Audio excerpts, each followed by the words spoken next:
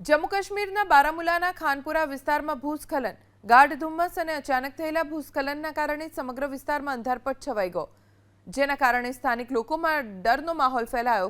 ભૂસ્ખલનની ઘટના કેમેરામાં કેદ થઈ છે, જેમાં ધુમ્મસની વચ્ચે પહાડો પરથી પથ્થરો નીચે ધસતા અફરાતફરીનો માહોલ જોવા મળ્યો। દ્રશ્યમાં પણ જોઈ શકાય છે કે ભૂસ્ખલનના કારણે ઉડી રહેલી ધૂળના કારણે બધું જ ઢંકાઈ ગયું।